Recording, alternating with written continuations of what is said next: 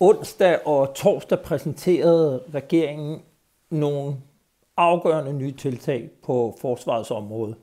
Altså onsdag kom det frem, at regeringen tilfører forsvaret yderligere 50 milliarder kroner på den helt korte bane i 2025 og 2026.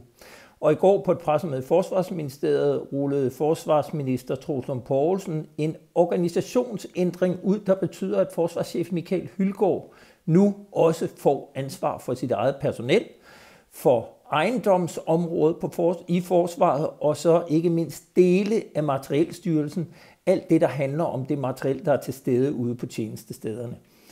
Jeg tillader mig at rose regeringen i en kommentar på Olfi i dag. Jeg kalder det en slags dansk sejtenvente, og jeg vil godt sige til alle dem, der er bekymrede for, om ikke det er et problem, at forsvarschefen nu får så meget magt, at det er det eneste rigtige, og det var på høje tid. Et af de allerstørste problemer, vi har haft siden organisationsændringen i 2014, har været, at man aldrig nogensinde har kunnet placere et ansvar. Der har ikke været nogen beslutningskompetence, der var ikke nogen, der kunne træffe beslutninger, hvorved at det hele er gået op i snak og snak og snak og snak. Og underlige beslutninger, som er gået galt, og når det er gået galt, så har man forsøgt at placere et ansvar. Og det har krævet undersøgelser og advokatundersøgelser og samråd, og man har aldrig alligevel kunne placere noget ansvar. Nu kommer der igen en klar kommandostruktur. Forsvarschefen bliver forsvarschef. Han bliver hævet over styrelserne. Han får den magt, han skal have, hvor han med sin militærfaglige baggrund kan træffe beslutninger. Det betyder også, at han står på mål for de beslutninger, der bliver truffet.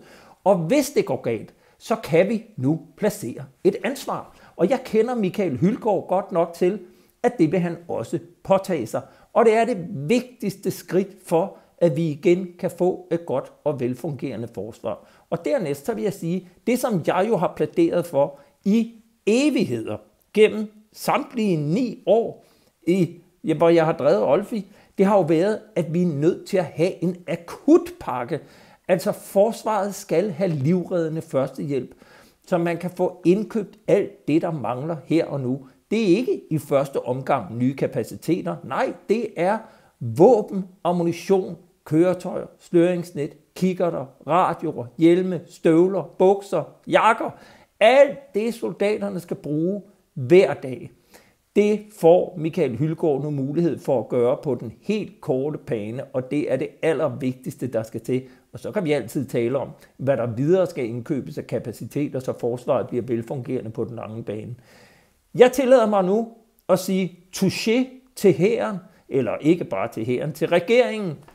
Tak, fordi I har lyttet til kritikken, og lad det her være et vendepunkt, der gør, at vi nu kan se fremad og begynde at se forsvarets kampkraft vokse med hastighed inden for nogle få måneder. Det glæder jeg mig over. Tak.